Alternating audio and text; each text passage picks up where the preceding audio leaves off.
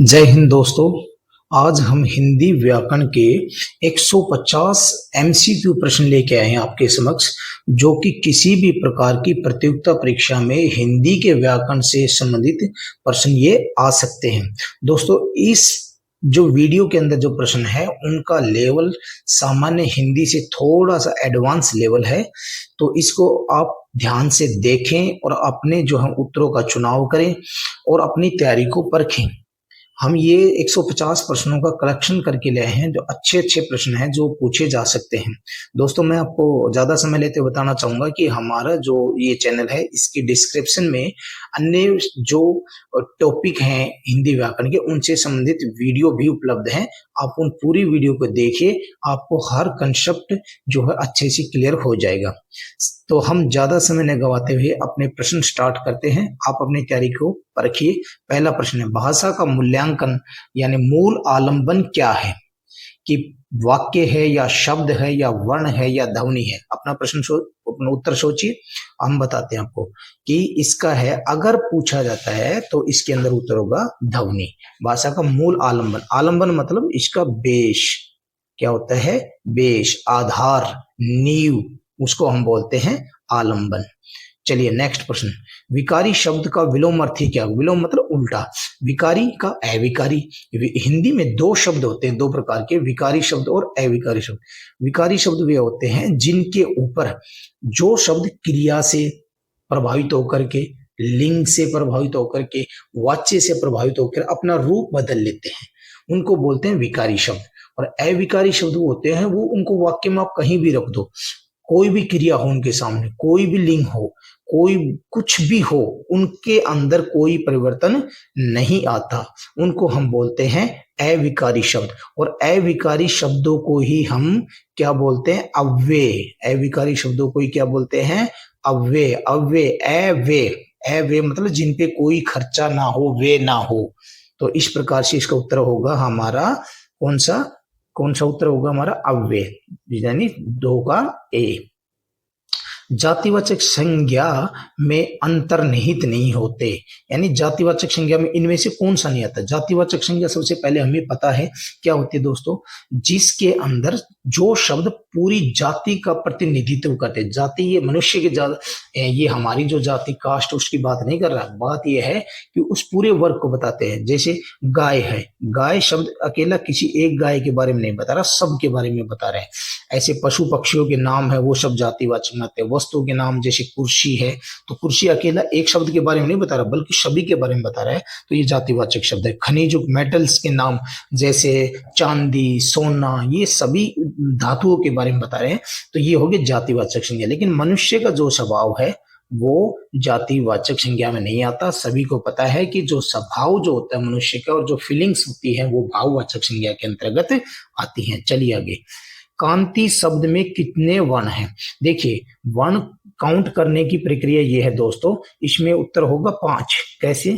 जैसे क जमा अ जमा न, इसमें ये जो बिंदी है ये न की आवाज देती है, और फिर जमा त और जमा छोटी ई, 1 2 3 4 और 5, इनसे मिलके ये शब्द बनाए। तो आप जो है देखिए, इसमें ये एक वर्ण काउंट होगा, ये भी एक वर्ण काउंट होगा, ये भी एक वर्ण, ये भी एक वर्ण, ये भी, टोटल हो गए 5। ये ध्यान रखिए, आप इस प्रकार से इसके वर्ण काउंट करेंगे। सभी को पता है इसमें क अगर इसमें ये लगा देते हैं इसका मतलब होता है स्वर रहित, स्वर अलग से लिख दिया। अगर किसी वर्ण के नीचे हलंत लगा देते, इसका मतलब व्यंजन जो होते हैं अगर उनको लिखित रूप में उनको बिना स्वर के लिखा जाता है तो उसके नीचे हलंत लगाया जाता है। इस प्रकार से आप इनको काउंट करेंगे। चलिए नेक्स्ट दोस्तों, हम जल्दी जल्दी करेंगे क्योंकि समय कम है, 150 प्रश्न है। भाषा की वह लघुत्तम वाक् इकाई जिसके टुकड़े ना हो सके। देखिए, इसमें जो ध्यान देने वाली बात है वो ये है कि भाषा की लघुत्तम मतलब सबसे छोटी, वाक मतलब बोलने में, इकाई है वो कौन सी है? भाषा की सबसे छोटी वाक्य इकाई कौन सी है? वर्ण, अक्षर, शब्द, पद। तो इसमें सबसे छोटी इकाई हमारी अक्षर है, अक्षर को बोला जाएगा।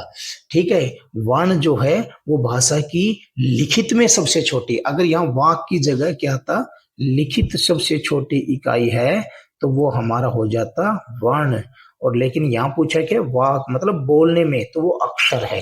अक्षर में ये ध्यान रखना दोस्तों, एक वर्ण भी हो सकता है, एक से ज्यादा भी, लेकिन अक्षर का मतलब वो होता है जो कि श्वास के एक झटके में बोला जाता है, मतलब कि एक झटके में जो बोला जाता है उसको हम अक्षर बोलते हैं। उसको क्या बोलते हैं, अक्षर। जैसे क्या, क्या, इसको हमने एक झटके में बोला, तो लेकिन इसमें वर्ण तो दो हैं, लेकिन ये अक्षर एक है। वर्ण तो दो हैं, दो से भी ज्यादा हैं, सॉरी, दो हैं, और लेकिन ये एक झटके में बोला गया, इसलिए इसको हम क्या बोलते हैं, अक्षर बोलते हैं। ठीक है, ये ध्यान रखना कि भाषा की वाक में अगर पूछा जाएगा तो अक्षर करेंगे, अगर भाषा की लिखित में जो है सबसे छोटी इकाई है तो वो हमारी होगी वर्ण। ठीक है, नेक्स्ट प्रश्न, कौन सा स्वर विद्वानों के बीच विवाद का विषय है? स्वर बताना है हमने कि जिसके बारे में जो है विद्वानों की जो है हिंदी में जो है ये री जो है, इस जो है ये हमारा विद्वानों के बीच में विवाद का विषय है। क्योंकि री इसलिए है क्योंकि री का उच्चारण हिंदी में र की तरह होता है, तो र एक व्यंजन भी है, और इधर ये जो है किसके रूप में प्रयोग होता है, र की आवाज के रूप में स्वर में प्रयोग होता है। इसलिए ये जो है संस्कृत भाषा से आया हुआ है और इसलिए इसको विवाद का विषय माना जाता है। चलिए इसके बाद हम आते हैं नेक्स्ट प्रश्न के ऊपर। नेक्स्ट प्रश्न है हमारा प्रश्न नंबर 7। अनुस्वर और विसर्ग, अनुस्वर आपका कौन कौन से होते हैं, अनुस्वर हमारा होता है अंग और विसर्ग होता है अ। अंग और अ, इनको हम क्या बोलते हैं, आयोग व ध्वनि बोलते हैं। हिंदी वर्णमाला में सर्वाधिक विवादित क्या है? वर्णों की संख्या, वर्णों का विभाजन, वर्णों का उच्चारण, वर्णों का मानकीकरण। तो ये ध्यान रखना, वर्णों की संख्या पर अक्सर जो होता है वो विवाद होते रहते हैं। किनके ऊपर? वर्णों की संख्या के ऊपर अक्सर विवाद होते रहते हैं। हिंदी वर्णमाला में संयुक्त स्वरों की संख्या कितनी है? अभी तक देखो संयुक्त स्वरों के बारे में पूछ रहा है, जरा अभी सोचिए। संयुक्त स्वर जैसे हमारे कौन कौन से हैं वो आपने बताना है। ए, आए, ओ और आओ, ये हमारे संयुक्त स्वर हैं, ये ध्यान रखना। आप उस संयुक्त स्वर मतलब जो दो स्वरों के मेल से बना हो, आप इसको मत मानना कि आ भी तो है, ये तो मतलब कि इसका दीर्घ है, ए का दीर्घ क्या हो गया, ए जमा ऐसे आ, तो इसको हम संयुक्त स्वर नहीं मानेंगे। संयुक्त स्वर वो मानेंगे जो दो डिफरेंट स्वर हैं उनके मेल से बने हैं। अब देखिए जरा कौन कौन से बने। ए है, ये किससे बना है बताइए जरा, ए जमा छोटी ई, इससे देखो ये बन गया ना संयुक्त स्वर, मतलब दो स्वरों के मेल से। आई बना है, आई किससे बना है, ए जमा ए ए डी से, आई बन गया आपका। ऐसे ओ बना है आपका, ओ किससे बना है, ओ बना है आपका, ओ किससे बना है, ए जमा ऊ से, ए जमा ऊ से क्या बना आपका, ओ बना। ऐसे आउ किससे बना है, आउ हमारा बना है, आओ बना है ए जमा ओ से। इस प्रकार से ये जो चार, ये हमारे चार जो हैं ये वाले हमारे संयुक्त स्वर बोलते हैं। तो ये ध्यान रखना, ये स्वर हैं और ये संख्या होगी इनकी 4। ऐसे ही जो है हमारे संयुक्त व्यंजन भी होते हैं, वो आपको पता ही है, ये क्ष, त्र, ज्य और श्रय, ये हमारे संयुक्त व्यंजन भी 4 हैं और संयुक्त स्वर भी 4 हैं, ये ध्यान रखना आप। चलिए आगे चलते हैं। जीव के आधार पर स्वरों के विभाजन में कौन सा गलत है? देखिए स्वरों का विभाजन जीव के आधार पे, कि जीव के स्थान के आधार पर उनका उच्चारण होता है। जैसे जीव के अग्र हिस्से से तो अग्र स्वर बोलते हैं, जीव के पीछे हिस्से से पश्चिम स्वर बोलते हैं, और फिर जो है ये भी अग्र स्वर हो गया। लेकिन ये जो है पार्श्व मतलब ये जीव है और इसके आगे के हिस्सा अग्र स्वर, पीछे के हिस्से से यहाँ से कोई स्वर उच्चारित होता है उसको पश्चिम स्वर बोलते हैं। पश्चे स्वर बोलते हैं, और ये इधर हो गया पार्श्व। ये जीभ का कोई हिसाब नहीं, साइड से हवा निकलती है तब उच्चारण होता है, उनको पार्श्विक बोलते हैं। तो इसलिए ये जो है पार्श्व स्वर नहीं होते जीभ के हिसाब से, ये साइड के हिसाब से होते, इसलिए ये उत्तर होगा आपका। चलिए आगे चलते हैं। प्रश्न नंबर 11, व्यंजनों के अनेक प्रकार के उच्चारण के लिए स्वरों के योग से होता है, उसे क्या कहते हैं? व्यंजनों के अनेक प्रकार के उच्चारण के लिए स्वरों से योग होता है, उसको हम बोलते हैं, क्या बोलते हैं? मात्रा। क्या बोलते हैं हम? मात्रा। यानी व्यंजन जो होते हैं उनके अंदर स्वरों की क्या प्लस हुई रहती है? मात्रा उसके अंदर शामिल होती है। और मात्रा को जो है हम इसमें प्रयोग करते हैं। स्वर निर्धारण का प्रमुख घटक क्या है? यानी स्वर के निर्धारण में जो है प्रमुख घटक होती है श्वास। क्या होती है? श्वास। कि श्वास के आधार पर ही तो हमें स्वरों के बारे में पता चलता है कि हमारी जो श्वास जो निकलती है तभी स्वरों का उच्चारण होता है, और श्वास जो होती है वो बिना किसी रुकावट के स्वरों में बाहर निकलती है। तो इसका निर्धारण का आधार क्या हुआ? श्वास। जल्दी जल्दी करेंगे हम, क्योंकि प्रश्न जो है इसमें थोड़े से टाइम लगेगा, 150 प्रश्न है। हिंदी में वर्गों और वर्गीय व्यंजनों की संख्या कितनी है? अब वर्गीय व्यंजन देखिए, वर्गीय व्यंजन की संख्या है 5 और 25। क वर्ग, फिर क वर्ग में 5, फिर इसके बाद च वर्ग में 5, फिर इसके बाद ट वर्ग में 5, फिर त वर्ग में 5, फिर प वर्ग में 5। यानी 1 2 3 4 5, 5 × 5 बराबर 25 हो गया ना, 5 25। चलिए आगे। कौन सा वर्ग स्पर्शी और संघर्ष में आता है? स्पर्शी भी होता है, यानी जिनके उच्चारण में जो जीव्या है अन्य हिस्सों को स्पर्श करती है, और जो श्वास होती है वो संघर्ष के साथ बाहर आती है। तो इसमें हमारा होगा, कौन सा होगा? इसमें हमारा च वर्ग होगा। नेक्स्ट चलिए, इसके बाद आता है हमारा प्रश्न नंबर 15। पढ़िए। प्रश्न नंबर 15 में क्या बताया गया है? प्रश्न नंबर 15 में बताया गया है प्रकंपित या कंपन व्यंजन जात वर्ण कौन सा है? कौन सा वर्ण है जो प्रकंपित है? र, ल और डी अपना है, सॉरी सी है ज, और फिर इसके बाद है डी व। तो इसमें प्रकंपित व्यंजन जिसमें कंपन के साथ जीभ में कंपन पैदा होता है, तो उसको हम बोलते हैं प्रकंपित व्यंजन। ये हमारा उत्तर होगा दोस्तों र, जिसमें जीभ होती है कंपन के साथ जो है नीचे आती है, इसको बोलते हैं हम प्रकंपित व्यंजन। ऊष्म वर्ण बताने हैं, इसके बाद हमने कौन से बताने हैं? ऊष्म वर्ण। ये है हमारा ऊष्म वर्ण। कौन से होते हैं ऊष्म वर्ण? जिनमें उच्चारण में यानी जो है ऊष्मा बाहर निकले, जैसे गर्म हवा जो है जो रगड़ के साथ बाहर निकलती है, वो हमारे ये हो गए ऊष्म व्यंजन। स, स और ह। तो ये हमारे ऊष्म व्यंजन हो गए, जिनमें हवा ऊष्मा, यानी ऊष्मा क्या होती है? गर्म गर्म चीज, तो उसके यानी हवा जब निकलती है रगड़ के साथ तो उसमें ऊष्मा उत्पन्न होती है, उसको हम बोलते हैं ऊष्म वर्ण। इन वर्णों के उच्चारण में जो है ऊष्मा पैदा होती है। प्रश्न नंबर 17, प्रयत्न के आधार पे लय वर्ण क्या है? प्रयत्न के आधार पे लय वर्ण क्या है? इस वर्ण को क्या बोलते हैं? प्रकंपित अभी हमने करा था, र हो गया, तड़नजात, पार्श्विक, तो इसको हम बोलते हैं ल। ल ल के जो उच्चारण में पार्श्व यानी जीभ के, अभी मैंने आपको समझाया था, ये हमारी जीभ है और इधर से हवा साइड से जो निकलती है उसको पार्श्विक बोलते हैं। तो लय हमारा वर्ण है, इसके उच्चारण में हवा जीभ के साइड से, ल उच्चारण करके देखिए, ल, तो साइड से हवा निकलती है, इसको हम बोलते हैं पार्श्विक वर्ण बोलते हैं। अब आता है हमारा अगला नेक्स्ट प्रश्न जो है 18 नंबर, अर्धस्वर क्या है? कौन सा है इसमें? अर्धस्वर। देखो अर्धस्वर वो होते हैं दोस्तों जिनके जो है उच्चारण में, उच्चारण जो होता है स्वर और व्यंजनों के बीच का होता है, स्वर और व्यंजन के बीच का होता है, न पूर्णतः स्वर की तरह होता है न पूर्णतः व्यंजन की तरह होता है, उनको बोलते हैं अर्धस्वर यानी आधे स्वर बोलते हैं। तो ये हमारे हो गए य और व, हमारे जो हैं य और व अर्धस्वर हैं। ठीक है, इसके बाद आते हैं प्रत्येक वर्ग का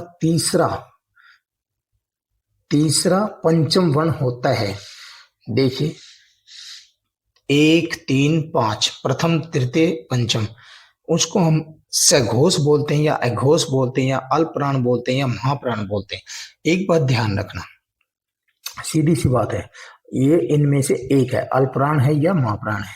तो ये हमारा नियम क्या है कि ये पांच अभी वर्ग मैंने आपको बताए थे, कै वर्ग, फिर टय वर्ग, फिर आपका सॉरी चय वर्ग, फिर टय वर्ग, फिर तय वर्ग और फिर पय वर्ग। इनमें सभी में पांच पांच होते हैं। तो इसमें पहला, तीसरा और पांचवा, सभी में, चय में भी पहला, तीसरा, पांचवा, फिर इस वर्ग में भी पहला, तीसरा और पांचवा, फिर पय वर्ग में भी पहला, तीसरा, पांचवा, ये सभी अल्पप्राण होते हैं। और इसको जो है ट्रिक याद करने की क्या होगी, अल्प में क्या है, ए, ठीक है, अल्प में है ए। और अभाज्य संख्या आपको पता होगा, अभाज्य संख्या कौन सी होती है, एक, तीन, पांच, एक, तीन, पांच, सात, ऐसी जो होती हैं वो अभाज्य संख्या होती हैं। अल्प में ए, अभाज्य में ए, तो अभाज्य में एक, तीन, पांच, तो इसमें मतलब इस वर्ग में पहला, तीसरा, पांचवा क्या होगा, अल्पप्राण। ऐसे महाप्राण की शेप देखो, चार के जैसी है मैं की शेप, मैं की शेप कैसी है, चार के जैसी है। तो चार क्या होता है, भाज्य संख्या, तो इसमें होगा भाज्य संख्या क्या होती है, दो और चार। तो जो इस वर्ग में दूसरा और चौथा होगा वो महाप्राण होगा। और एक, तीन, पांच पहले नंबर पे, तीसरे नंबर पे, पांचवें नंबर पे, सभी वर्ग में कै में, चाहे टय में या तय में होगा वो हमारा अल्पप्राण होगा। अल्प अभाज्य, अभाज्य मतलब एक, तीन, पांच। महाप्राण में जो मैं है वो चार के जैसे है, वो भाज्य संख्या है, तो यानी दो चार नंबर पे होगा, दो या चार पे होगा, वो महाप्राण होगा। ये एक छोटी सी ट्रिक है। उष्मा, उष्म ध्वनियां किसे कहते हैं, उष्म ध्वनियां किसे कहते हैं, जिन ध्वनियों के उच्चारण में मुख से उष्मा पैदा होती है, गर्मी पैदा होती है, उनको हम बोलते हैं महाप्राण ध्वनियां। कौन से बोलते हैं, महाप्राण ध्वनियां, जिनमें प्राण यानी जो है श्वास जो ज्यादा लिया जाता है, ठीक है। इसके बाद कौन सा संघर्षी व्यंजन सघोष होता है, सघोष यानी इसमें कौन सा होगा हमारा, सघोष। ये तीनों से तो अघोष होते हैं, जो है होता है वो हमारा सघोष होगा। समय ज्यादा लगेगा दोस्तों, इसलिए थोड़ा जल्दी करते हैं। वह फ ध्वनियां कौन सी है, वह फ ध्वनियां बताइए, आप अपना प्रश्न का उत्तर सोचिए क्या होगा। वह और फ ध्वनियां, प्रश्न नंबर 22 का, दंतोष्ठ, वह का उच्चारण करोगे आप फ का उच्चारण करोगे, तो इसमें जो हमारे ऊपर के दांत हैं वो देखिए वह फ और नीचे के ओष्ठ से मिलते हैं, तो ये हमारा होगा दंतोष्ठ। सभी स्वर क्या होते हैं, सभी स्वर जो होते हैं वो अल्पप्राण होते हैं। इसमें जो है प्राण जो होते हैं यानी श्वास जो है जो कम ली जाती है, जो इसको बोलते हैं अल्पप्राण, यानी इसको सभी स्वर हम अल्पप्राण बोलेंगे। प्रश्न नंबर 24, वर्त से ध्वनि का संबंध कौन से है, वर्त से ध्वनियों का संबंध किससे है, ये बताइए, मसूड़े से। वर्त से ध्वनि कौन सी होती है, सबसे पहले जो जैसे ये दांत है हमारे और ये मसूड़े हैं, और जब ये जीभ की टिप इन पे जाके यहां टकराती है तो इनको जहां दांत और जो होता है मसूड़े जहां मिलते हैं उस जगह को बोलते हैं वर्त से। और जब जीभ की टिप यहाँ वर्त से पे टकराती है तो उनको वर्त से ध्वनियां बोलते हैं, इसलिए मसूड़ों से इनका विशेष संबंध है। गृहीत संयुक्त व्यंजन क्या है, संयुक्त व्यंजन हमने आपको बताए थे, मुख्य रूप से जो है वो चार हैं संयुक्त व्यंजन, जैसे आपका अक्ष, त्र, ज्य और श्रय, ये है हमारे, ठीक है। और ये गृहित मतलब जो ग्रहण किया गया, ये मूल रूप से जो कि हिंदी के अंदर ये चार हैं और ये ग्रहण किया गया है दय, इसको कैसे लिखते हैं हम, द आधा और य से, दय, द आधा, और जैसे विद्यालय में आता है तो द आधा और य पूरा, तो द पे कमजोर, य पे जोर ज्यादा, विद्यालय, दयालय यानी द आधा, तो इसको हम गृहीत संयुक्त व्यंजन भी कहते हैं। ड, ड और इसके बाद ये तो होता है ड, क, ख, ग, घ, ग, और सॉरी ये जो है, और इसके बाद आता है हमारा ये हमारा हो गया ये वाला। ये दो प्रकार से ठीक है, ये नीचे बिंदी नहीं है, सपोज कर लो। अब ये कौन से हैं ये आपने बताना है। तो क्रम से कौन कौन से हैं, अनुनासिक और द्विगुण। जो ये वाला है, ये वाला जो कै की लाइन में आता है, इसको हम अनुनासिक बोलते हैं। और जो नीचे बिंदी लग जाती है, ये तो साइड वाला में जो बिंदी है, ये तो अनुनासिक, यानी जो पंचम वर्ण होते हैं हमारे, पंचम वर्ण, कै की लाइन का पांचवा, चय की लाइन का पांचवा, फिर तय की लाइन का पांचवा, वो पंचम वर्ण है, तो ये उसमें आता है। लेकिन ये जो नीचे बिंदी लगी, इसको हम द्विगुण क्या बोलते हैं, इसको हम द्विगुण ड, ड जैसे सड़क, सड़क में आता है ड, ड, तो ये सड़क, अड़क, ठीक है, तो ये हमारा द्विगुण व्यंजन हुआ।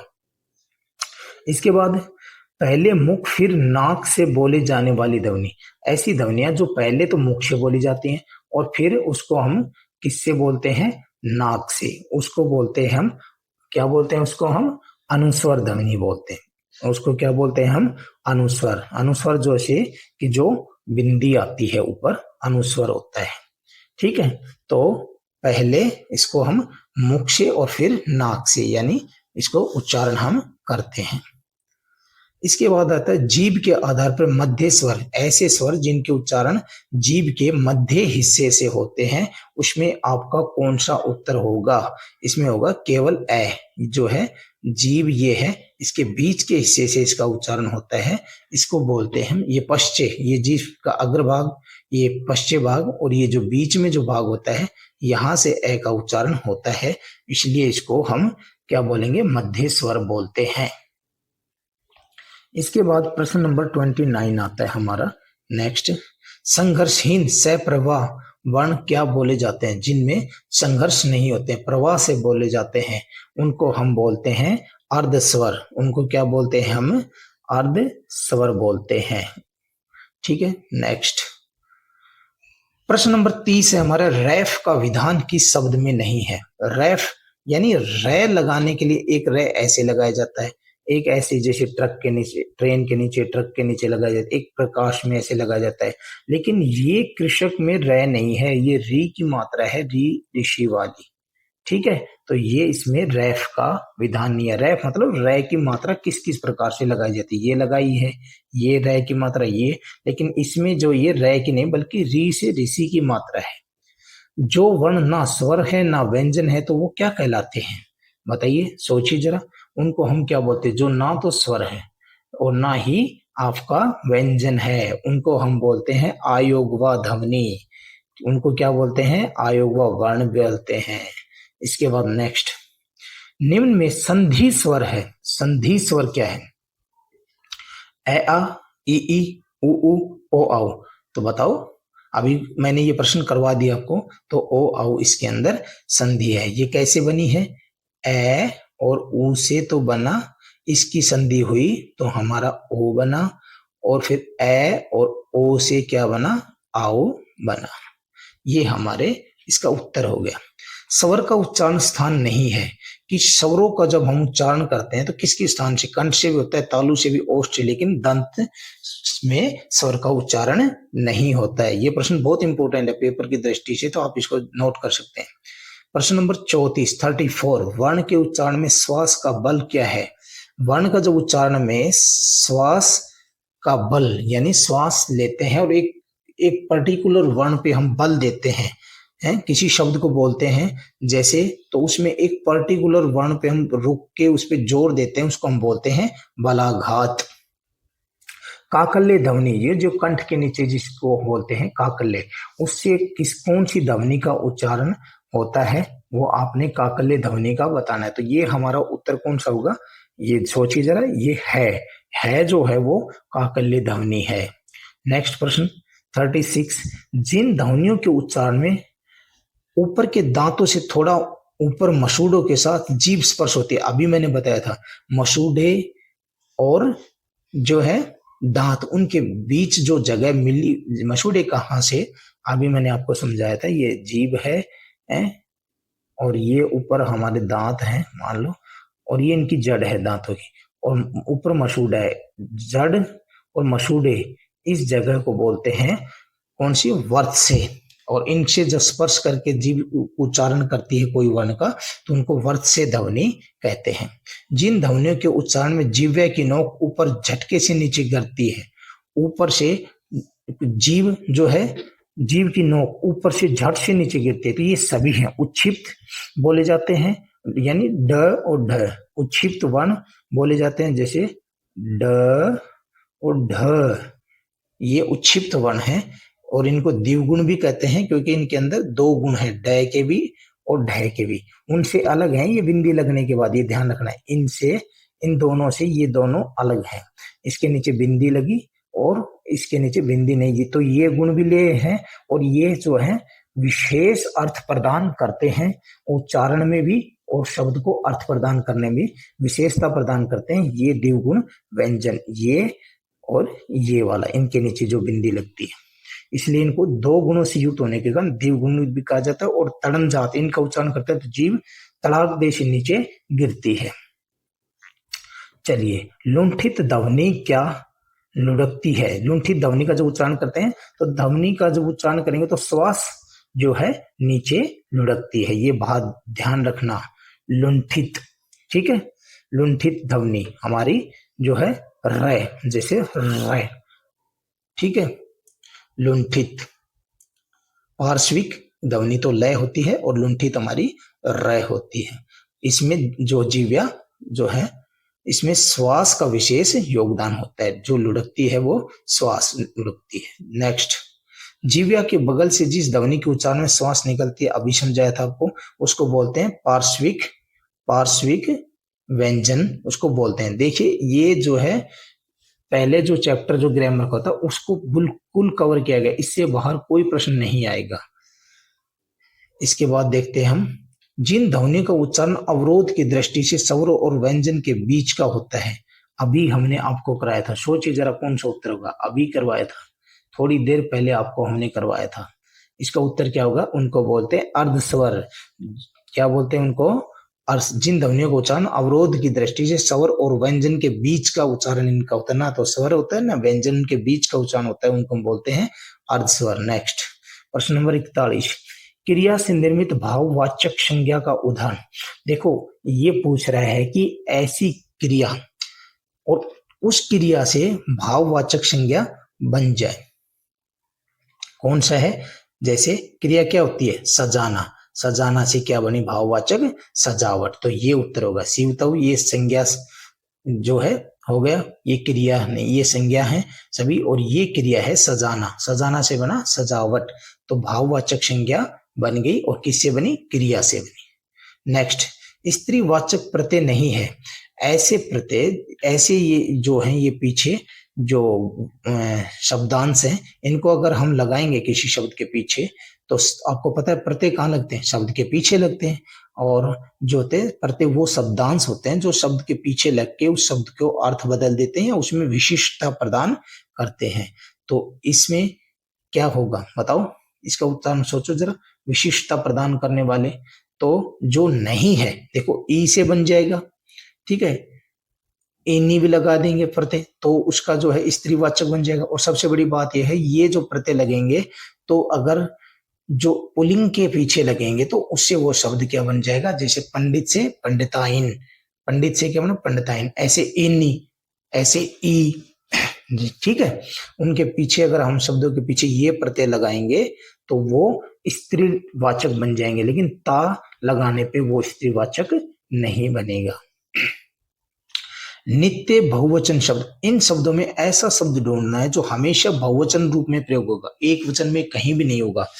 तो आंसू, आंसू शब्द जो होगा वो बहुवचन के रूप में प्रयोग होगा। जैसे मेरे आंसू निकल गए, तो गए, गया नहीं गए, गया होता तो बहुवचन नहीं होता, फिर एक वचन होता, लेकिन ये बहुवचन है तो गए। और ये आंसू हमेशा, अगर इस प्रकार का जब आपको एक वचन बहुवचन में कंफ्यूजन हो तो उसको एक बार किसी वाक्य में प्रयोग करके देखो शब्द को, तो आपको पता लग जाएगा कि वो एक वचन है या बहुवचन। आंसू, दर्शन, इस प्रकार के जो शब्द होते हैं वो हमेशा बहुवचन प्रयोग होते हैं। जैसे प्राण शब्द है, मेरे प्राण निकल गए, उसके प्राण निकल गए, निकल गया नहीं निकल गए। तो इस प्रकार से जो है ये हमेशा आंसू, मेरे आंसू निकल गया नहीं निकल गए, तो ये हमेशा बहुवचन में प्रयोग होता है। निम्न में से कौन सा एक वचन बोधक शब्द है? जो ऐसा शब्द जिनमें हमें पढ़ने के बाद ये लगे कि वो एक वचन है। दाम गिर गए बहुवचन, नेत्र जो है खुल गए, तेवर है। बताइए जरा, सोचिए अब इसका उत्तर क्या होगा। इसमें वर्षा जो शब्द है वो वर्षा हुई, होए नहीं हुई, वर्षा हुई, ये हमारा क्या होगा एक वचन। बाकी तेवर बदल गया नहीं बदल गए, नेत्र जो है जो आंसू से भर गए, भर गया नहीं, दाम बढ़ गए, ये सब बहुवचन में प्रयोग होंगे तीनों, लेकिन वर्षा जो है वो एक वचन में प्रयोग होगा। निम्न में से किस शब्द के प्रयोग से बहुवचन रूपांतरण किया जा सकता है? ये ऐसे कौन से शब्द है किसी के पीछे लगा दे तो वो बहुवचन में बदल जाएगा। जैसे हर कोई से नहीं होगा, प्रति से भी नहीं होगा, जैसे प्रत्येक यानी हर एक हो गया वो तो। वर्ग जरूर लगा देते हैं, जैसे विद्यार्थी वर्ग, तो ये सभी विद्यार्थियों को प्रदर्शित करेगा, तो बहुवचन के रूप में प्रयोग। हर एक पहले एक को बता रहे हैं, प्रत्येक भी एक को बताता है, प्रति जमा एक, हर एक कोई, तो ये एक वचन को प्रदर्शित करते हैं। लेकिन ये जो वर्ग किसी के शिक्षक वर्ग या कोई अन्य वर्ग है, उपभोक्ता वर्ग, ये जो है उपभोक्ता वर्ग मतलब सभी उपभोक्ताओं के बारे में बता रहा है। इस प्रकार वर्ग लगने पर ये बहुवचन को बताता है। किसी शब्द का क्रिया से संबंध बताने वाला अथवा शब्दांश क्या कहलाता है? सोचिए जरा, क्या कहलाता है? किसी शब्द का क्रिया से संबंध बनाए और उसके बाद वाला शब्दांश क्या कहलाता है? वो कारक कहलाते हैं। क्या कहलाते हैं? कारक। जैसे वाक्य के अंदर राम ने खाना खाया, ठीक है, राम ने खाना खाया, ये क्रिया है, और इसमें जो ने लगा वो क्या बोलते हैं हम? ये क्रिया का राम से संबंध बताता है कौन? ने। राम ने खाना खाया, तो ये जो ने लगा ये कारक है, कर्ता ने का कर्ता कारक है, तो इसलिए क्रिया से जो है कर्ता का संबंध बता रहा है, तो इसको हम बोलते हैं कारक। कारक का अन्य नाम क्या बोला जाता है? कारक का जो अन्य नाम होता है उसको हम प्रसर्ग भी बोलते हैं। जैसे उपसर्ग आगे लगते हैं तो ये प्रसर्ग के तरह वो उसके पीछे लगते हैं। जैसे राम ने, तो राम के पीछे लगा ना, तो ये इनको कारक को हम प्रसर्ग भी दोस्तों बोलते हैं। ठीक है, नेक्स्ट, सर्वनाम के कितने भेद होते हैं? सर्वनाम के यहाँ पे ऑप्शन थोड़ा गलत है, ये ध्यान रखना। सर्वनाम के 6 भेद होते हैं, सभी को पता होगा। पुरुषवाचक सर्वनाम है, निजवाचक है, निश्चयवाचक है, अनिश्चयवाचक है, प्रश्नवाचक है। इस प्रकार से जो सर्वनाम होते हैं वो एक होता है समुच्चय बोधक सर्वनाम। तो ये हमारे सर्वनाम के भेद होते हैं, 6 भेद होते हैं, ये ध्यान रखना। निम्न में से उत्तम पुरुष एक वचन, उत्तम पुरुष एक वचन, देखो पुरुषवाचक जो सर्वनाम होता है उसके अंदर कौन कौन से आते हैं? उत्तम पुरुष, मध्यम पुरुष और अन्य पुरुष। उत्तम पुरुष में मैं, मेरा, मुझे, जिसको इंग्लिश में बोलते हैं फर्स्ट पर्सन, जैसे आई, माई, मी, वी और अस, हम, हमारा, हमें। मध्य पुरुष में तुम, तुम्हारा, तुम्हें, ठीक है, और आप भी आता है मध्य पुरुष में। और अन्य पुरुष में वह, उनका, उनके, ये आते हैं। ठीक है, तो इसमें कहता है तो उत्तम पुरुष में हमारा क्या हो गया? मैं, मेरा, मुझे, हम, हमारा, हमें, लेकिन हमने सिर्फ एक वचन बताना है, तो एक वचन क्या होगा? मैं। ठीक है, इसमें कौन सा है? मैं। निम्न में अनिश्चयवाचक सर्वनाम जिसमें निश्चित ही ना हो, अनिश्चयवाचक सर्वनाम कौन सा है इसके अंदर आप बताएंगे? 50 नंबर प्रश्न को जरा देखिए, इसमें होगा कुछ, जिसमें निश्चित नहीं हो रहा, तो कुछ, क्या कुछ? इसमें कुछ निश्चित नहीं हो रहा, तो इसलिए अनिश्चयवाचक सर्वनाम हो गया ये आपका। ठीक है, कब, कहाँ, ये तो प्रश्नवाचक सर्वनाम हो गए, कौन, लेकिन ये कुछ जो है ये अनिश्चयवाचक सर्वनाम हो गया, जिसमें कोई चीज निश्चित ही नहीं हो रही। निम्न में से उसकी मात्रा निश्चित नहीं हो रही, कुछ का मतलब अनिश्चित हो गया। निम्न में किस वाक्य में संबंधवाचक सर्वनाम का प्रयोग किया गया है? संबंधवाचक सर्वनाम दो शब्दों को जोड़ने का काम करता है, जैसे जो जीता वही सिकंदर, ये जो और वही ये क्या है, इन दो जीता और सिकंदर को जोड़ रहे हैं, इसलिए इनको संबंध बोधक सर्वनाम भी कहते हैं। संबंध बोधक, समुच्चय बोधक नहीं, संबंध बोधक, ठीक है। इनको बोलते हैं हम संबंध बोधक सर्वनाम, जो शब्दों के बीच संबंध स्थापित करते हैं। निम्न में से विशेष्य और विशेषण वाक्य कौन से हैं? विशेष्य और विशेषण, सबसे पहले जानना जरूरी यह है विशेष्य क्या होता है, विशेषण। तो विशेष्य होता है जिसके बारे में वाक्य में बात चल रही है, और उसकी जो जिस आदमी के बारे में बात चली वो तो हो गया विशेष्य मान लो, और उसकी क्या विशेषता है वो उसका हो गया विशेषण। तो जैसे इसमें है वह आलसी लड़का है, यह क्या है बताओ जरा, कौन सा हो गया विशेष्य और विशेषण, जरा सोचो। वह आलसी लड़का है, तो इसमें लड़का क्या है, विशेष्य, और उसकी विशेषण क्या हुआ, आलसी है वो। तो इस प्रकार से विशेष्य और विशेषण इसके अंदर मौजूद हैं। इसके बाद आता है परिमाणवाचक विशेषण एवं संख्यावाचक विशेषण का विभेदक तत्व।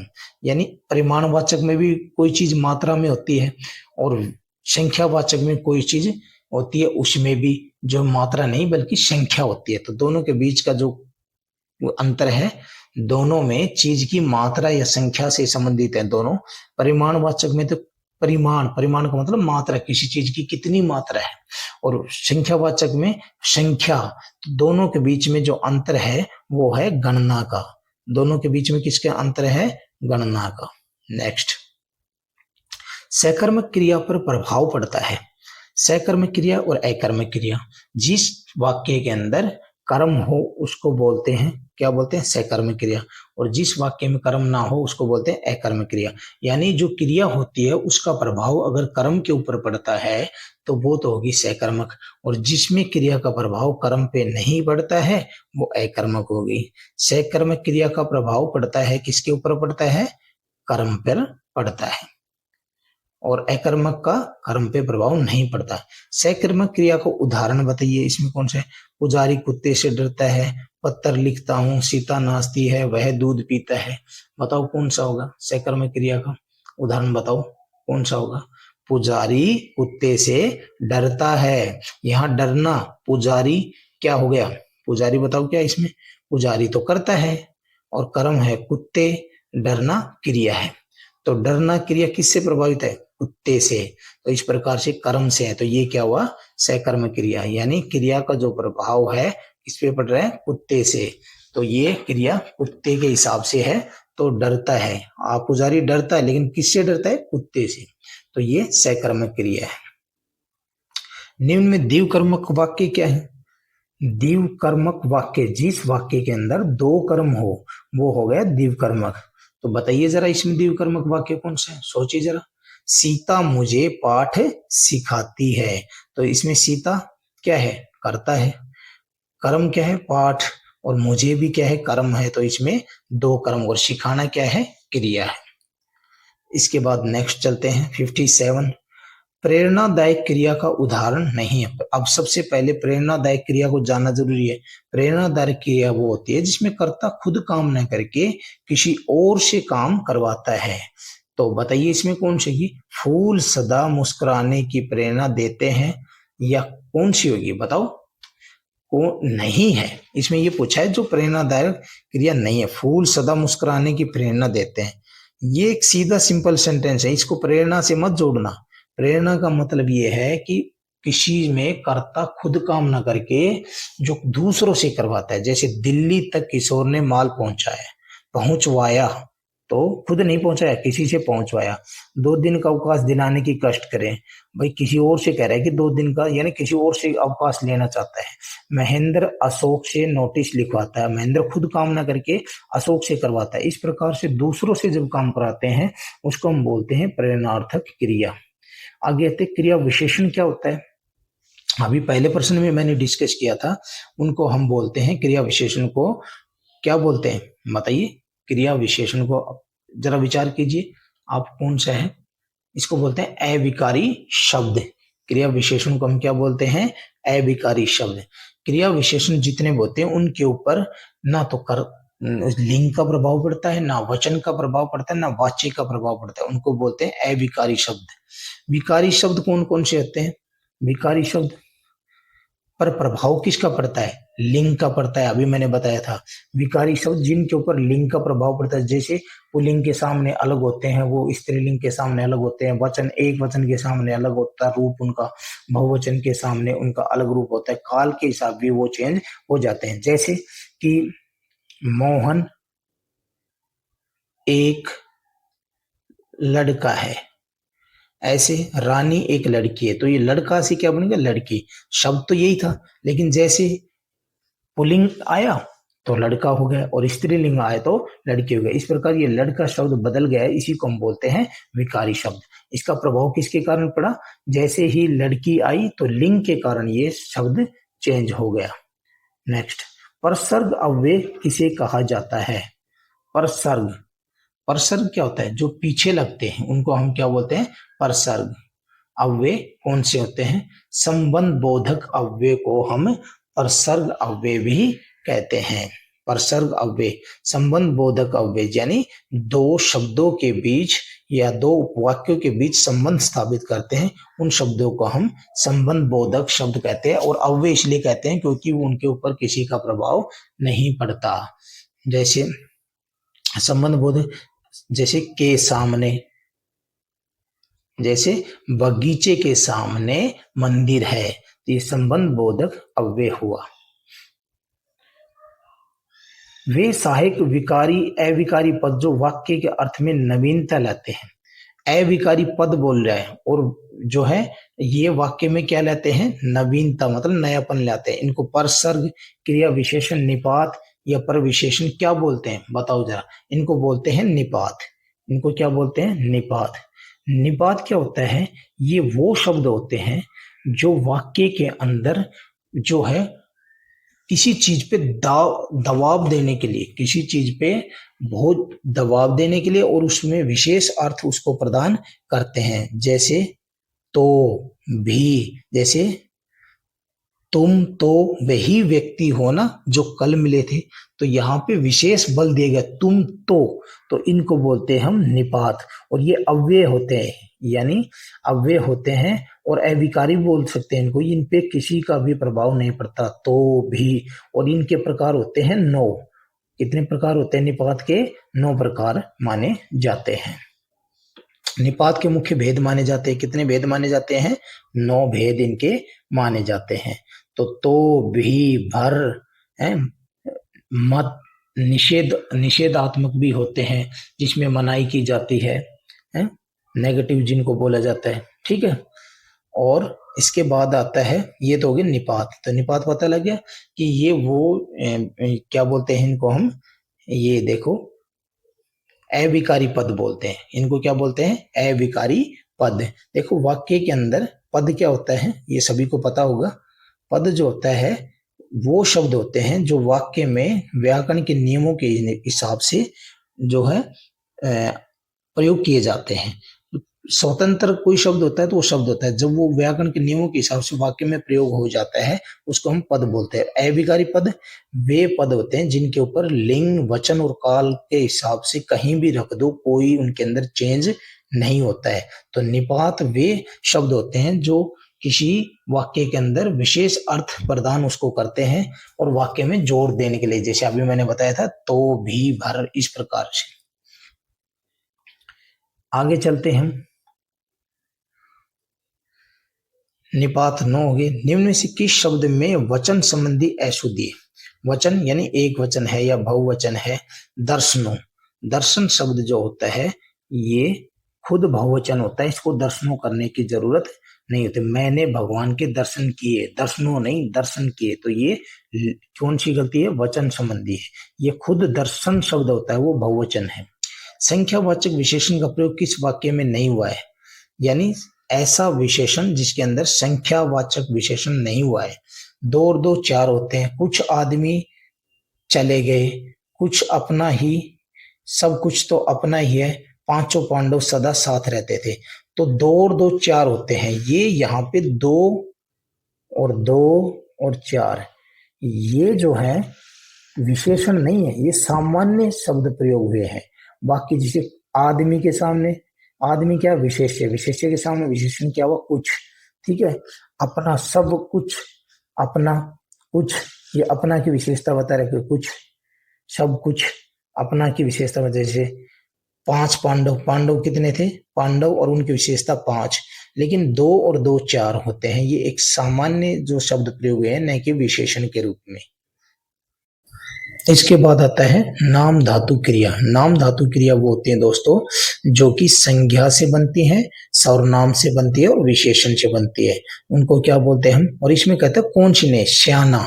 श्याना इसके अंदर नाम धातु क्रिया नहीं है। श्याना तो एक तरीके से विशेषण हो गया, जैसे गरिया से गरियाना, लात से लतियाना, बात से बतियाना। ये जो संज्ञा सर्वनाम विशेषण से जो बनी क्रिया होती है, उनके अंदर ई या ना जोड़ के उनको फिर क्रिया बना दिया जाता है। संज्ञा सर्वनाम के आगे ई जोड़ दी या जोड़ दी या ना जोड़ दिया, ऐसे जोड़ करके उनको बना दिया जाता है।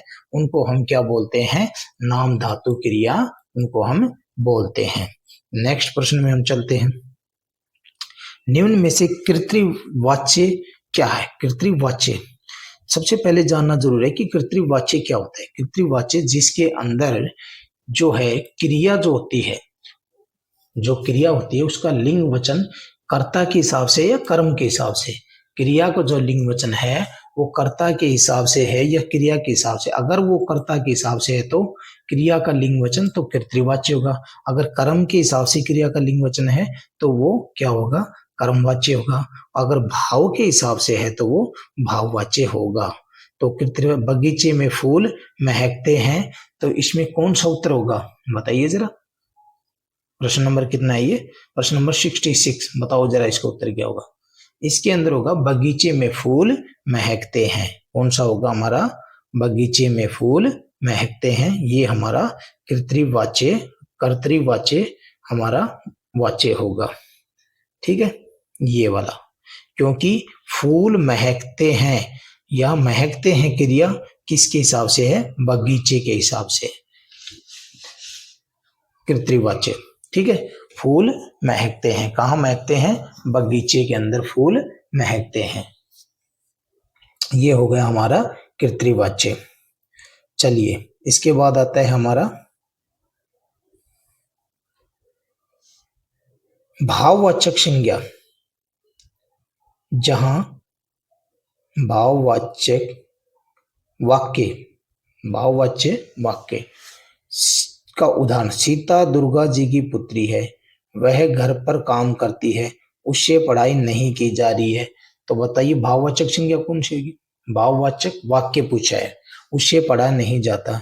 तो देखिए भाववाचक में ना तो कर्ता के हिसाब से क्रिया होगी ना कर्म के हिसाब से, बल्कि भाव के हिसाब से क्रिया होगी।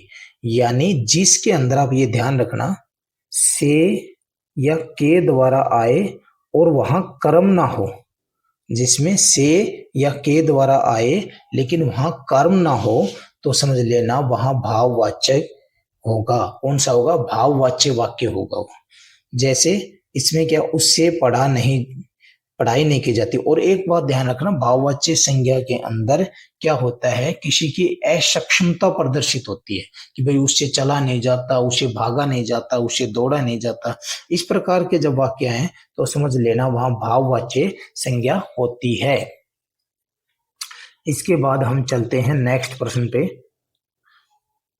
क्रिया का होना दूसरी क्रिया पर निर्भर करता है, हेतु मद काल वो कहलाता है। एक क्रिया का होना दूसरी क्रिया पर निर्भर करता है। जैसे अगर तुम कल आओगे तो मैं भी आऊंगा, तो ये हेतु मद क्रिया, एक क्रिया का होना दूसरी क्रिया पर निर्भर हो तो ये होता है। निम्न में से निषेधात्मक निपात कौन सा है। निषेध मतलब मना करना, मना करने वाला निपात कौन सा हुआ, मत, कि कल मत आना, ये निपात है। और मत मतलब नहीं। और निपात अभी आपको बताए थे वो होते हैं जो वाक्य के अंदर किसी बात पे बल देने के लिए, कि तुम कल मत आना, ये बल दिया गया है कि आनंद बिल्कुल नहीं है, तो मत वो हमारा निपात। और ये निषेध करता है, मतलब किसी चीज की मनाही करता है। वह घर पहुंच गया, उक्त वाक्य में कौन सी क्रिया कौन सी है, वह घर पहुंच गया, यहाँ कौन सी क्रिया है ये आपने बतानी है। प्रेरणार्थक है या संयुक्त क्रिया है, द्विकर्मक है या पूर्वकालिक क्रिया है। तो यहाँ पे संयुक्त क्रिया है, जहां दो क्रिया, एक पहुंचना और गया, दो क्रिया है, तो दो क्रिया जब जुड़ के आए तो उसको बोलते हैं संयुक्त क्रिया। ठीक है, नेक्स्ट चलते हैं। वाच्य कितने प्रकार के होते हैं, अभी बताए थे वाच्य, कर्तृवाच्य, कर्मवाच्य और भाववाच्य। तो वाच्य हमारे हो गए 3 प्रकार के। चलिए आगे। सुमित पलंग पर सो रहा है, वाक्य में क्रिया का भेद है, अकर्मक, सकर्मक, द्विकर्मक, प्रेरणार्थक। सुमित पलंग पे सो रहा है, तो सीधी सी बात है ये सकर्मक क्रिया है, क्योंकि इसके अंदर पलंग क्या है, कर्म। जिस वाक्य के अंदर कर्म विद्यमान हो, उसके अंदर मौजूद हो, तो उसको सकर्मक, और जिसमें कर्म नहीं हो उसको बोलते हैं अकर्मक। ये ध्यान रखना दोस्तों, अकर्मक क्रियाएं अक्सर वो होती है जिसमें मैं सो रहा हूं, मैं हंस रहा हूं, मैं खा रहा हूं, मैं दौड़ रहा हूं, ये सारी क्या है, अकर्मक क्रिया, जिसमें कर्म नहीं है। यानी अकर्मक क्रिया की एक पहचान और बता देता हूं, जब वो जिस वाक्य में क्या और कब का उत्तर, यानी उसका कुछ उत्तर क्या या कब हम प्रश्न करके पूछे, अगर उत्तर नहीं आता है तो वो अकर्मक क्रिया होती है। जैसे मैं हंस रहा हूं, क्या हंस रहा हूं, भाई हंसना तो हंसना होता है, क्या की क्या जरूरत होती है। तो जैसे हंसना, सोना, रोना, ये अकर्मक होता है, और सकर्मक में कर्म मिलता है। नल बूंद बूंद टपक रहा है, वाक्य में बूंद बूंद क्या है बताइए जरा। बूंद बूंद टपकना है, ये क्रिया हो, ठीक है, टपक रहा है ये क्रिया हो रही है। और ये क्रिया की विशेषता कौन कौन से शब्द बता रहे हैं, बूंद बूंद, कौन से बता रहे हैं, ये आपके बूंद बूंद जो है इसकी टपकना की जो है विशेषता आपकी बता रहे हैं। तो ये क्या हुआ, क्रिया विशेषण। टपकना, टपक रही की क्या है, क्रिया, और इसकी विशेषता बता रहे हैं, तो ये क्रिया विशेषण हो गए। अब आता है हमारा 74 नंबर प्रश्न।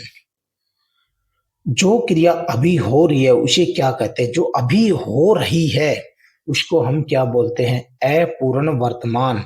यानी अभी वो चल रहा है लेकिन पूरा नहीं हुआ है, तो उसको बोलते हैं हम अपूर्ण वर्तमान। नेक्स्ट, निम्न में से कौन सा शब्द क्रिया विशेषण है, तेज, पहला, मीठा, बुद्धिमान। तो इसमें क्या हुआ, बुद्धिमान विशेषण हुआ, पहला मीठा विशेषण हुआ, तेज क्या हुआ, क्रिया विशेषण। जैसे वह तेज दौड़ता है, दौड़ना क्या है, क्रिया, और उसकी विशेषता क्या बता रहा है, तेज, तो ये क्या हुआ, क्रिया विशेषण। उत्कर्ष का विशेषण क्या होगा, ये बड़ा आसान है, उत्कृष्ट होगा। नेक्स्ट, मैं खाना खा चुका हूं में बहुत कालिक भेद इंकित करता है, खाना खा चुका हूं कौन सी है, आसन भूत है या पूर्ण भूत है या सामान्य भूत है, या कौन सा भूतकाल का कौन सा स्वरूप है। खाना खा चुका हूं, काम पूरा हो चुका है, तो ये हुआ हमारा कौन सा हुआ, पूर्ण भूत, यानी काम जो है भूतकाल में हो चुका है, पूर्ण हो चुका है, तो इसलिए पूर्ण भूत। संधि के कितने भेद हैं, सभी को पता है, 3 भेद हैं, स्वर संधि, व्यंजन संधि और विसर्ग संधि।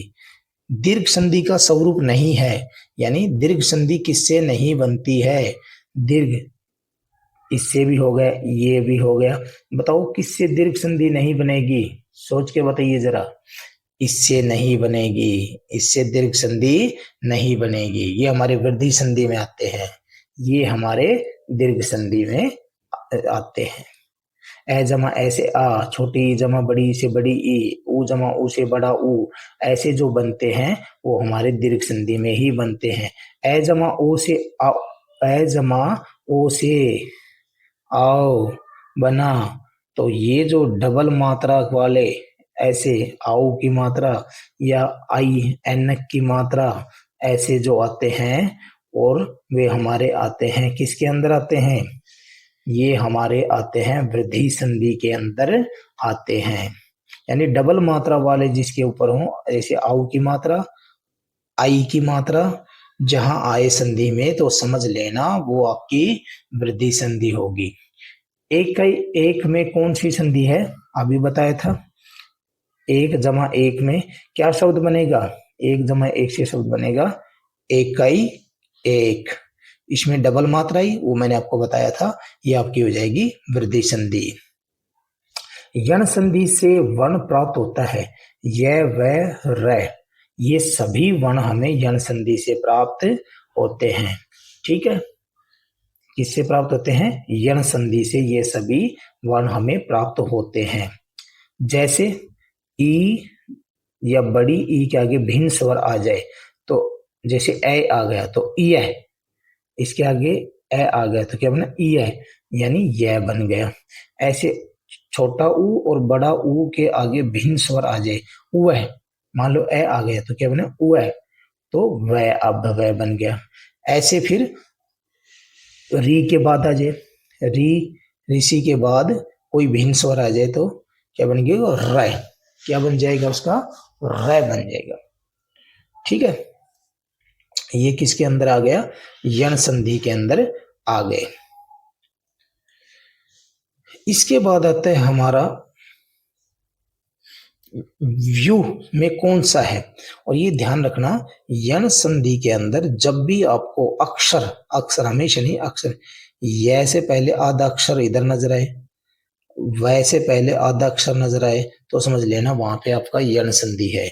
जैसे व्यू, वी जमा उह, कौन सी हुई? ये इसकी व्यू की संधि हो जाएगी। जैसे वी जमा उह, तो यण संधि का नियम क्या है? ई के आगे क्या आ गया? भिन्न स्वर आ गया, तो वै के बाद ई है, ई की मात्रा, तो क्या बन गया इसका? व्यू, यानी वै तो हो जाएगा आधा, और वै ई से और ऊ से क्या बन गया? ई, ई और से भिन्न स्वर आ जाए तो बनता है यह, तो उसका बन गया यह, और उसके आगे किसकी मात्रा है? बड़ा ऊ की, तो वे लग गया, नीचे लग गया बड़ा ऊ, और क्या बन गया? है, व्यू।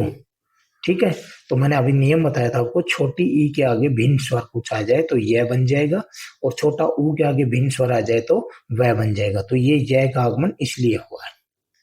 चलिए नेक्स्ट, नयन में कौन सी संधि है? नयन के अंदर कौन सी संधि है? बताओ। नयन, अयादी संधि। अयादी संधि का क्या नियम? अयादी संधि का ये नियम है, ए आई के आगे भिन्न स्वर आ जाए तो ए से बन जाता है अये, और आई के आगे भिन्न स्वर आ जाए तो आय। ऐसे ही ओ और आउ के आगे भिन्न स्वर आ जाए तो ओ से बन जाता है आउ, और आउ से बन जाता है आओ। ठीक है, जैसे अभी यही है, इसको हम देखते हैं, इसको देखते हैं दोबारा से। ने जमा अन, हमने बताया एक मात्रा है तो ए ए डी हो गया, ए ए डी से भिन्न स्वर आएगा तो क्या बना? मैंने अये बताया था अभी आपको, क्या आ जाएगा? अये। तो ने जमा अन क्या बन गया?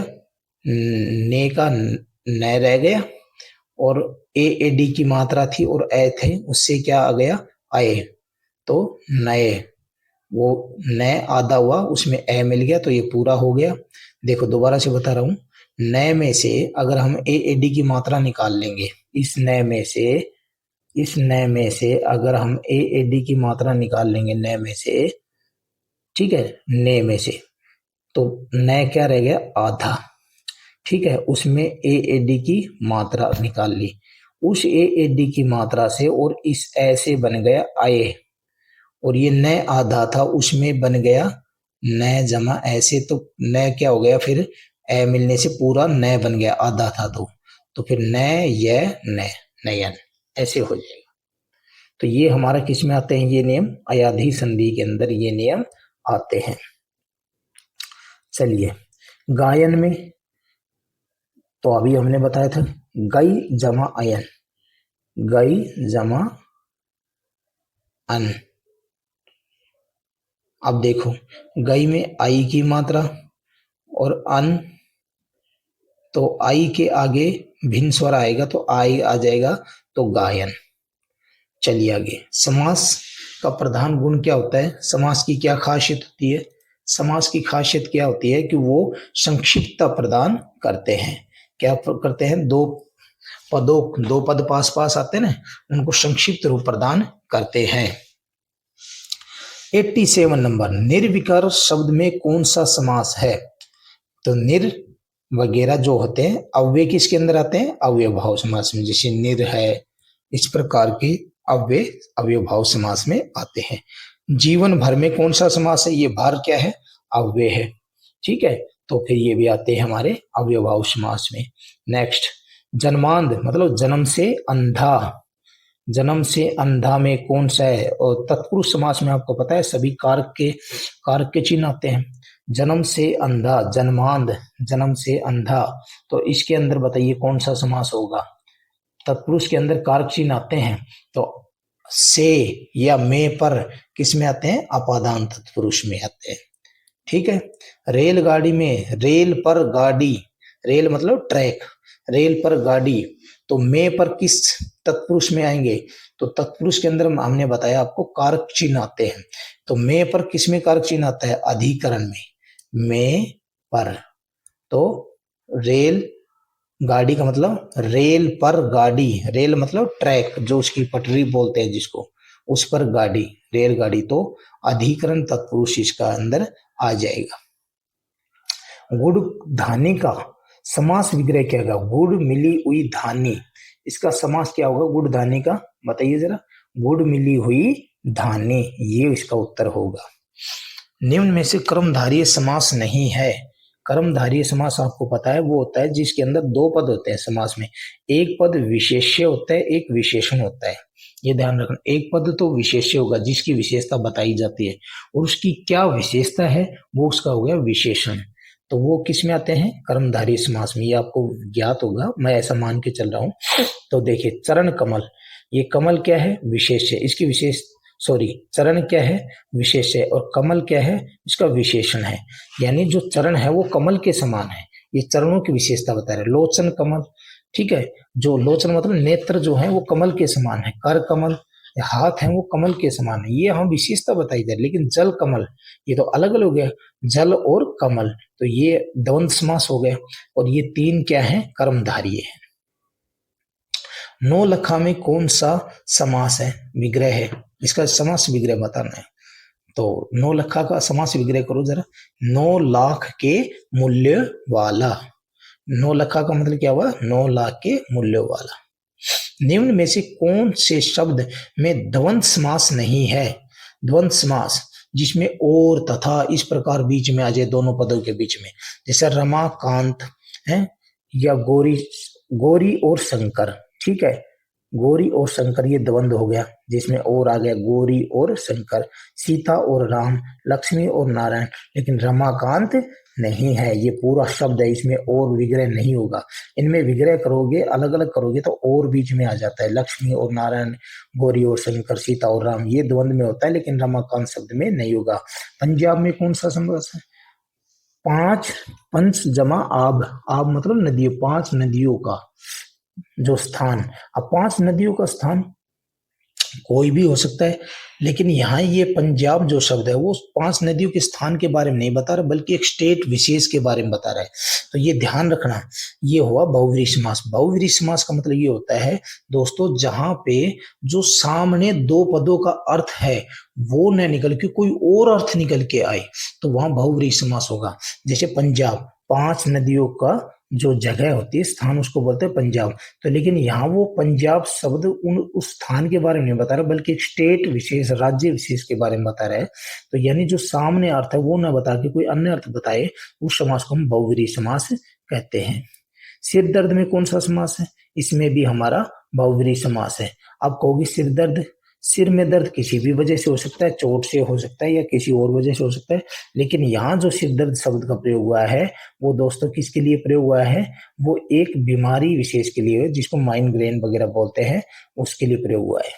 अब जाता है सफल, सजग, सचेत, सहृदय, सपत्नीक में कौन सा समास है, इसके अंदर भी बहुव्रीहि समास है, क्योंकि सफल, सफल का सामान्य अर्थ क्या निकलता है, फल सहित, लेकिन सफल मतलब जो किसी चीज में कामयाब हो गया, तो अर्थ विशेष दे रहा है। सजग मतलब जग के साथ, ये अर्थ तो सामने आता है, लेकिन इसका अर्थ ये नहीं होता, बल्कि सजग मतलब अलर्ट, सचेत होता है। तो ये जो शब्द हैं ये जो सामान्य अर्थ न देके कोई अन्य विशेष अर्थ देते हैं, इसलिए इनको बहुव्रीहि समास कहते हैं।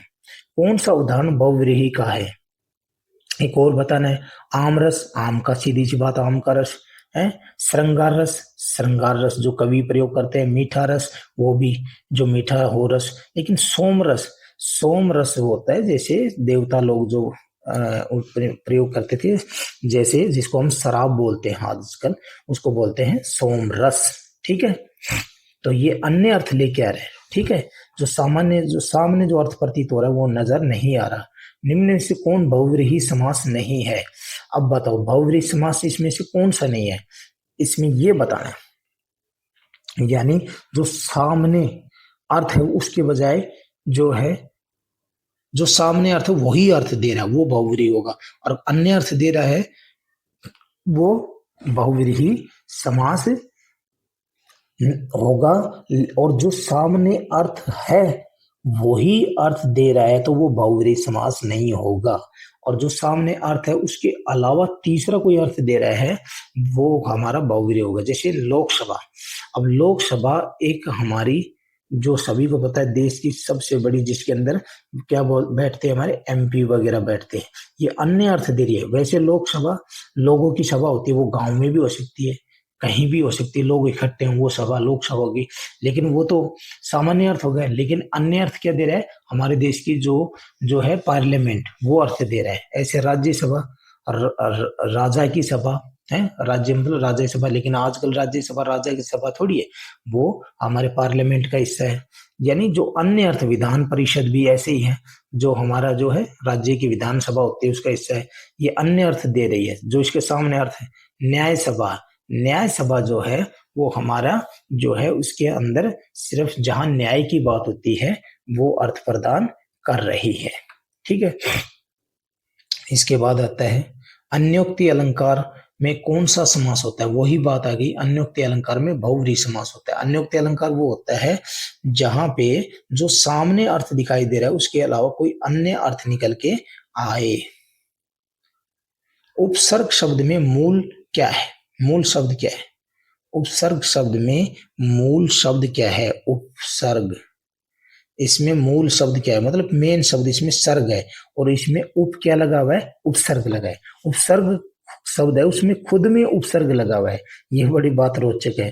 जैसे उपसर्ग शब्द है, इसके अंदर उप क्या है? उपसर्ग है, और सर्ग क्या है? इसका मूल शब्द है।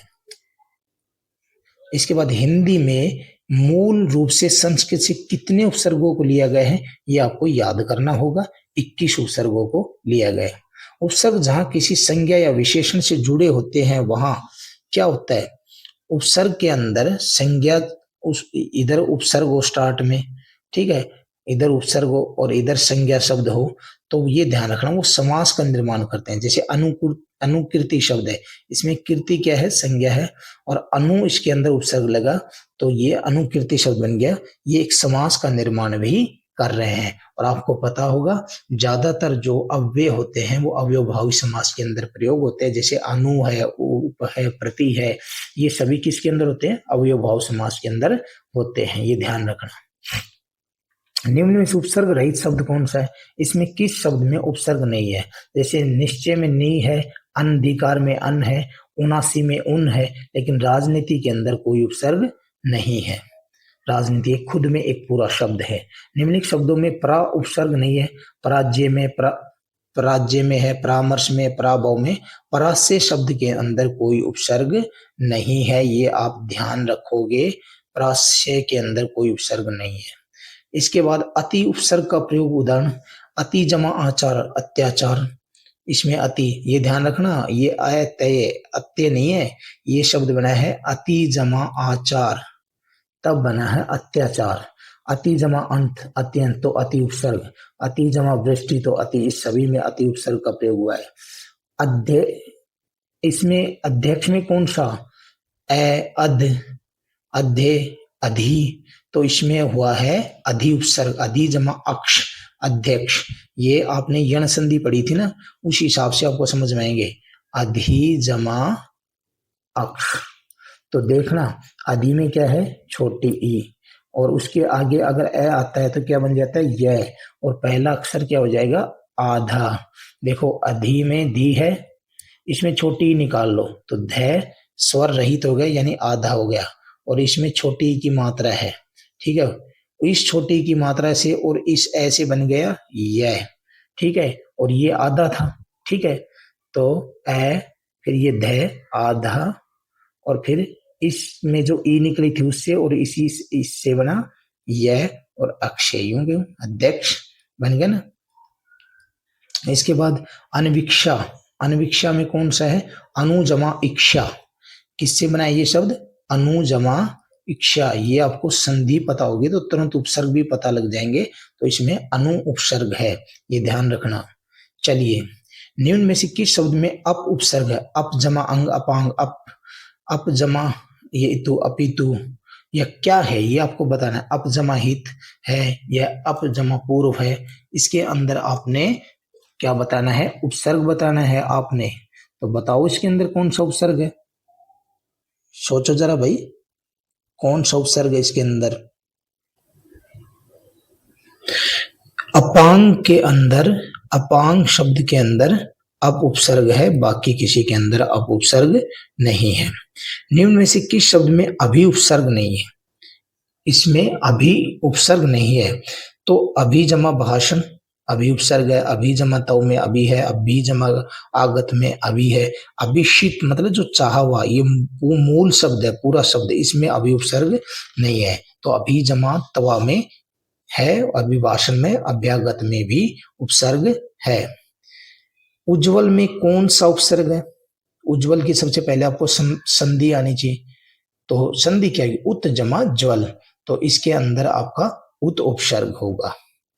पर्यवेक्षण में कौन सा उपसर्ग है, पर्यवेक्षण में, पर्यवेक्षण में आपका होगा परि उपसर्ग, ठीक है, वही है परि, यानी ई से परे यण संधि बनी और फिर क्या, रै का आगमन हुआ, ठीक है।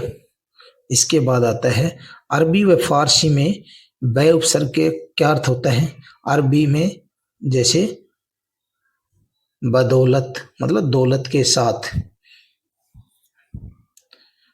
बाखुदा, इस प्रकार के जो उपसर्ग होते हैं वो अरबी के अंदर होते हैं।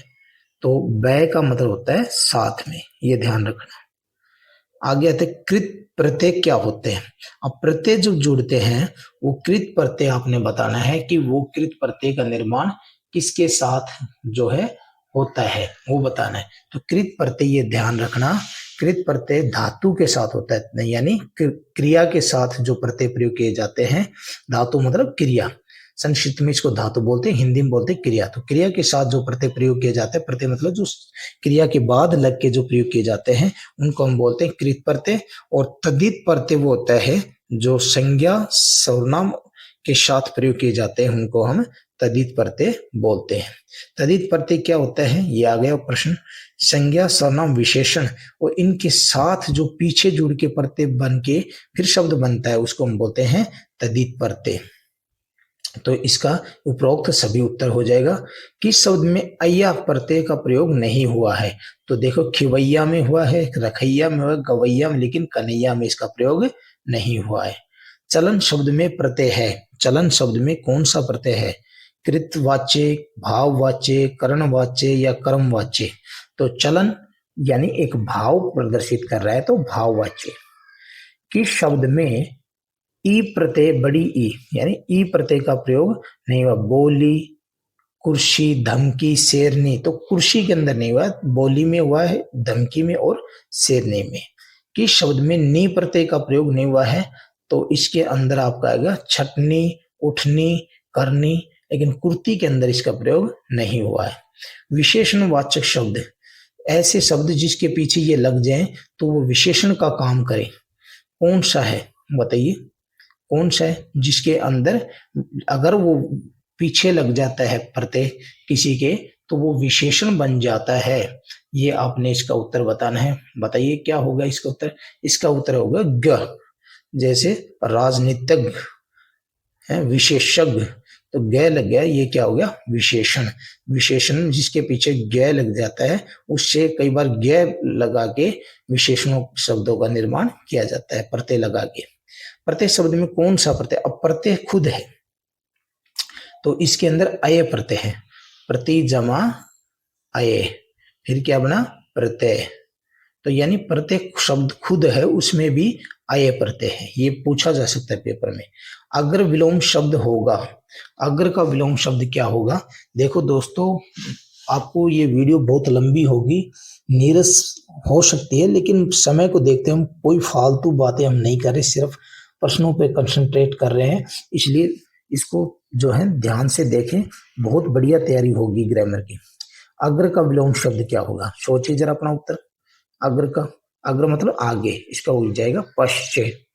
अनुग्रह शब्द का विलोम क्या होगा? अनुग्रह शब्द का विलोम बताइए क्या होगा? 123 अनुग्रह मतलब क्रोध, इसका विलोम शब्द होगा। प्रधान का विलोम शब्द क्या होगा? प्रधान का गौण, इसका विलोम शब्द होगा।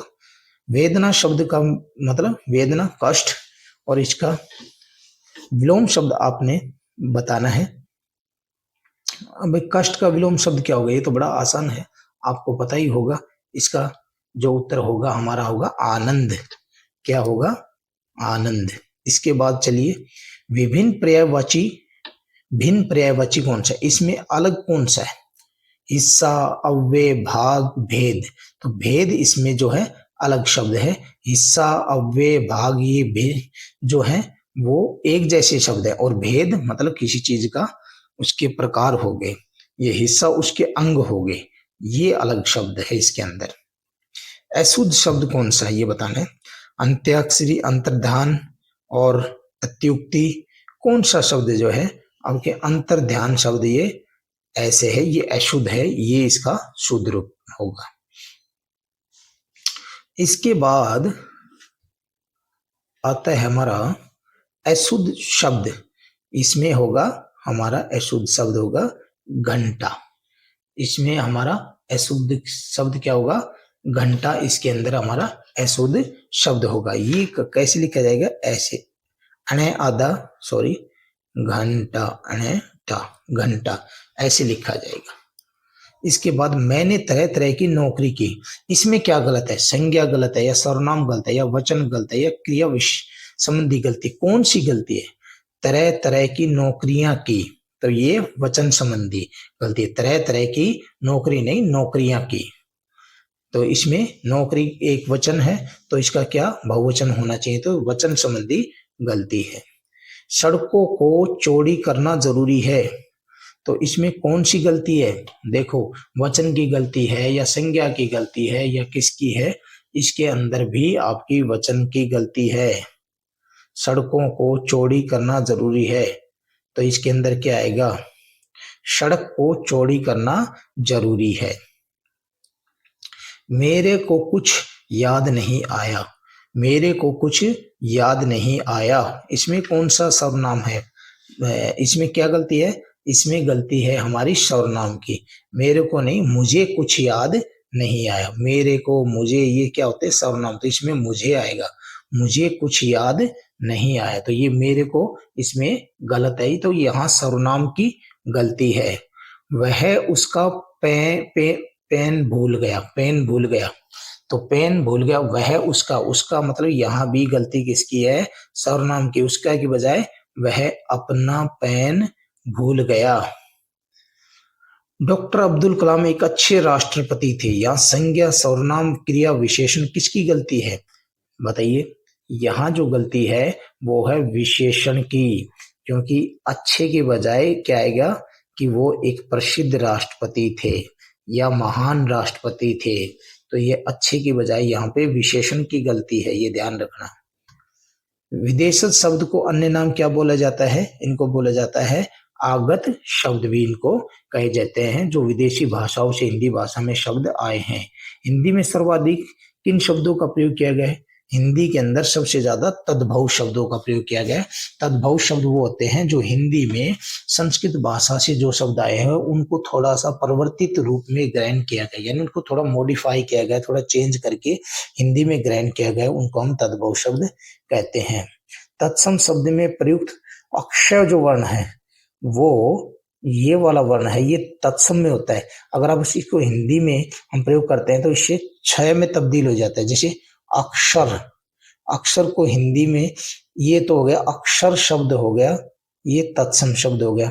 तद्भव का क्या होगा, अक्षर ए आदत च और छह छतरी के बाद अक्षर ऐसे, तो यानी अक्षय को हम छह छतरी में परिवर्तित कर देते हैं तो वो उसका तद्भव रूप हो जाता है। तो इसका उत्तर क्या होगा, ये वाला।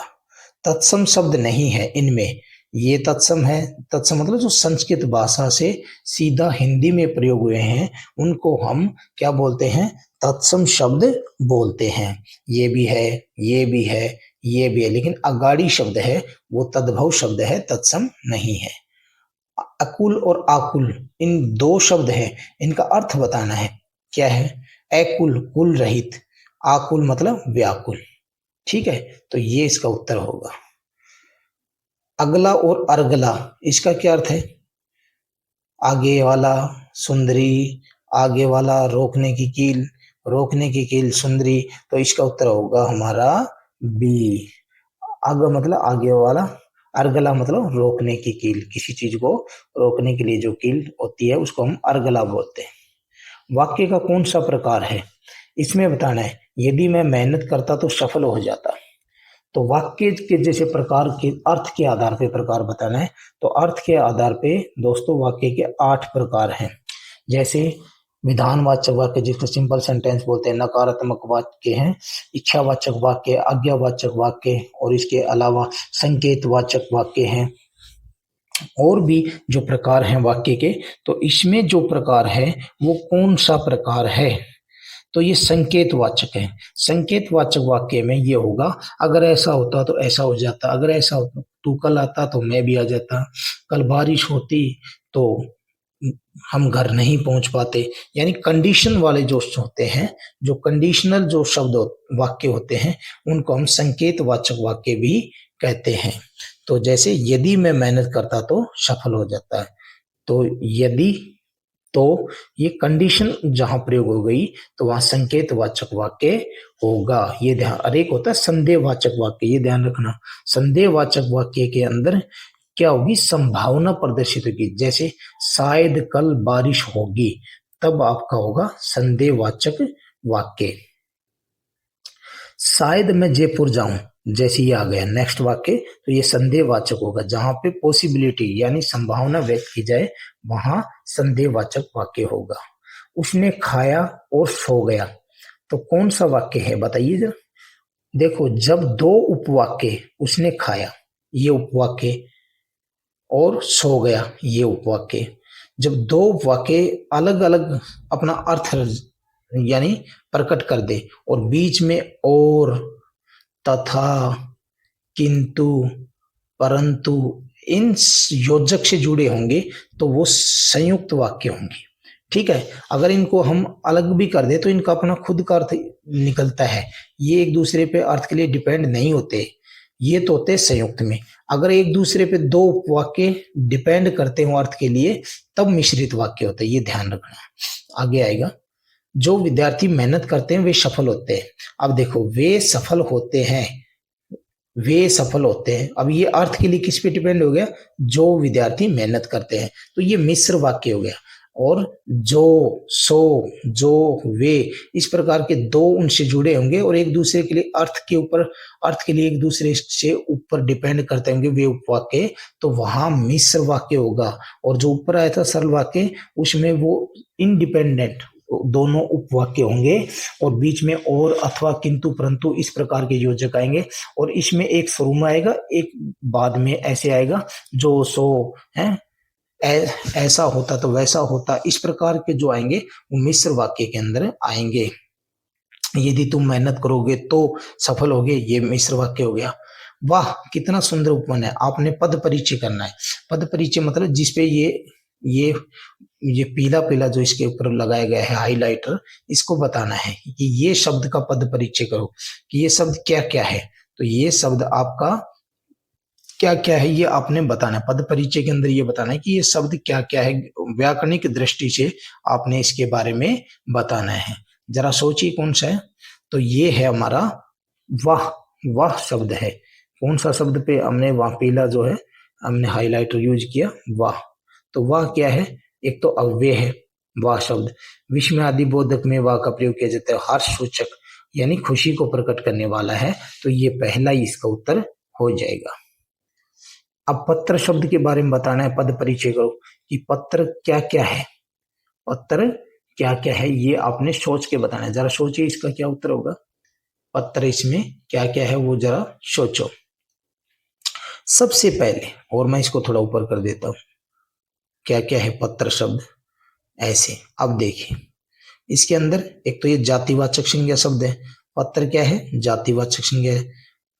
पत्र सभी पत्रों के बारे में बताते हैं तो जातिवाचक संज्ञा है।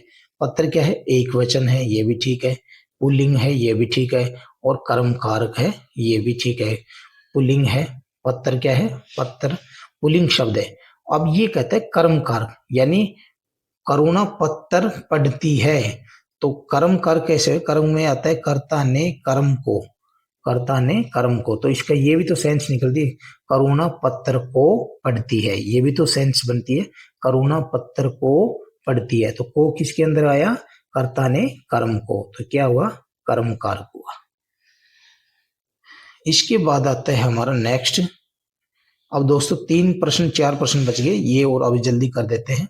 अपने स्थान पर अचल रहने वाले को हम क्या बोलते हैं, ध्रुव, क्या बोलते हैं उसको, ध्रुव। नेक्स्ट, जिससे किसी प्रकार की हानि ना हो उसको हम बोलते हैं निरापद। ये ध्यान रखना, ये याद करने वाली बातें, समझने वाली नहीं है। सूरवीर किंतु अभिमानी, ये बहुत बार प्रतियोगिता परीक्षाओं में पूछा जाता है। कोई व्यक्ति बहुत सूरवीर है लेकिन अभिमानी है, उसको हम बोलते हैं धीरोधत्त, धीरोदत्त, धीरोदत्त, द और ये ध पैर में लगा, धीरोदत्त। और अगर पूछा जाए सूरवीर और साथ में जो अभिमानी ना हो, जो है उस व्यक्ति को क्या बोलेंगे, धीरोदात्त। जो अभिमानी ना हो उसको धीरोदात्त, और जो अभिमानी हो उसको धीरोदत्त। सूरवीर मतलब हो और धीर अभिमानी हो उसको धीरोदत्त। जैसे रावण था, वो सूरवीर था लेकिन अभिमानी था तो धीरोदत्त हुआ। श्री रामचंद्र जी सूरवीर थे लेकिन शांत स्वभाव के थे, और जो है उनमें जरा सा भी अहम भाव नहीं था, उनको धीरोदात्त बोलेंगे, धीरोदात्त नायक। भूख से पीड़ित को क्या कहते हैं, क्षुधार्थ, क्या बोलते हैं, क्षुधार्थ, क्या बोलते हैं उसको, क्षुधार्थ।